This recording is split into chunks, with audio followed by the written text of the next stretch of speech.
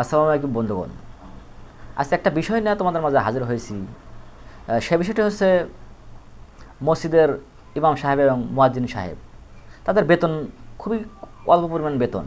তো সেই বিষয়টি নিয়ে আসলে একটা সমাধান করার চেষ্টা করবো আসলে তাদের কীভাবে বেতন বাড়ানো যায় বা কীভাবে ব্যবস্থা করা যায়, আসলে তাদের ইনকামের পথ ভারী করা যায় অন্যভাবে। তো সেই বিষয়টি নিয়ে আসলে কথা বলবো। তো বন্ধুগণ, ভিডিওটা শুরু করতেছি। এটা হচ্ছে একজন মুয়াজ্জিন বা একজন ইমাম সাহেবের বেতন কিন্তু খুবই কম, 8-10 হাজার টাকা বেতন। এই টাকা দিয়ে কিন্তু বর্তমান সময়ে কিন্তু সংসার চালানো কিন্তু পরিবার নিয়ে কিন্তু চলা অসম্ভব একদম। তো আমার মনে হয় তাদের অনেকেই আছে যে এই ইমাম সাহেবের পাশাপাশি অন্য অন্য কাজ করা উচিত। অনেকেই আছে যে ইমাম সাহেব করে, মুয়াজ্জিনের কাজ করে, দায়িত্ব পালন করে এবং পাশাপাশি কোনো কাজ করে না, যার ফলে কী হয়, তাদের এই 8-10 হাজার টাকা বেতন পায়, সেই টাকাতে কিন্তু তাদের পরিবার নিয়ে সংসারটা চলে না ঠিক মতো। তো আমার কাছে মনে হয়েছে আসলে এর সমাধান একটা আছে আসলে আমার কাছে। সেটা হচ্ছে যে আমার মনে হয় যে যদি মসজিদের যে কমিটি থাকে তারা যদি এই মুয়াজ্জিনের বা ইমাম সাহেবের যদি কোনো একটা ব্যবস্থা করে দেয়, তারা নামাজ পড়ার পাশাপাশি যদি মসজিদের পাশে যদি কোনো একটা দোকান রেখে দেয়, মুদির দোকান বা কোনো জায়নামাজ বা আতর বা কোনো মিসাক এই ধরনের কোনো একটা দোকান রেখে দেয়, তারা ব্যবসা করবে আসলে নামাজ পড়া বাদে। আমাদের দেশে বেশিরভাগ মুয়াজ্জিন বা ইমাম সাহেব কিন্তু নামাজ পড়া ছাড়া কারো কোনো কাজ করে না, বেশিরভাগ সময় দেখা যায়, যার কারণে এই বেতন দেওয়া আসলে তাদের পোষায় না। আমার মনে হয় তাদের যদি এই ব্যবস্থা করা যেত আসলে কমিটি, আমার মনে হয় যে এখানে একটা মসজিদের কমিটি আছে, তারা যদি একটা ব্যবস্থা করতো, প্রতিটা মসজিদের পাশে যদি একটা করে দোকান রাখতো তাদের জন্য, যেখানে তারা নামাজ শেষ হওয়ার পরে তারা এখানে ব্যবসা করবে। সেটা মসজিদের কমিটির পক্ষ থেকে প্রতিটা মসজিদে, বাংলাদেশে যেটা মসজিদ আছে সব যদি চেষ্টা করে, কমিটির যদি মানুষজন আছে, আর মসজিদের টাকা পয়সা ওঠেই, সেই টাকা পয়সাতে একটা দোকান ব্যবস্থা করে দেওয়া মসজিদের পাশেই, যাতে করে সেখান থেকে দোকানদারি করার পরে পাশাপাশি 5 ওয়াক্ত নামাজটা করাইতে পারে। আবার কোনো প্রয়োজনে যদি মসজিদের কোনো প্রয়োজনে কোনো জায়গায় যাইতে হয়, দোকানটা বন্ধ করে যাইতে পারবে আসলে, সেইখানে যদি ব্যবস্থা করা যায় আসলে।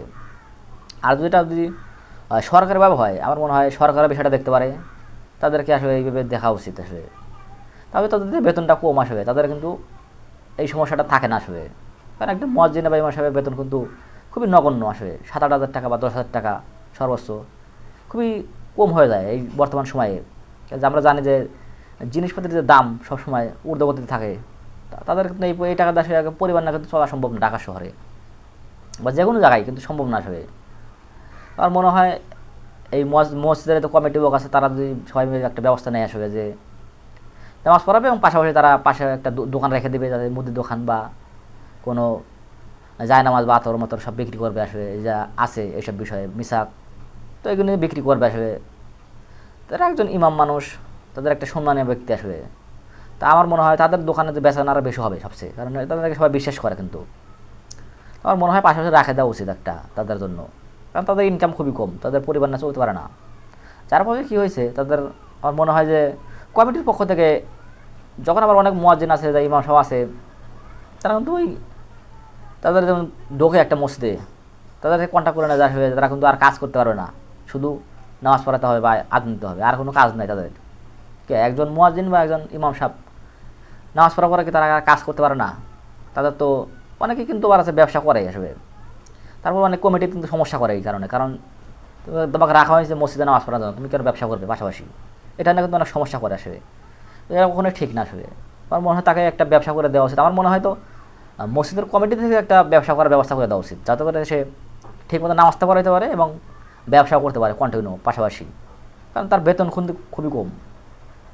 এই ব্যবস্থা যদি আমাদের সমাজ ব্যবস্থা করা হয়, প্রতিটা মসজিদের পাশে যদি একটা দোকান রেখে দিতে পারে আসলে ইমাম এবং মুয়াজ্জিনের জন্য, সেটা হতে পারে কোনো মুদির দোকান হতে পারে, বড় ধরনের একটা মুদির দোকান দিতে হবে।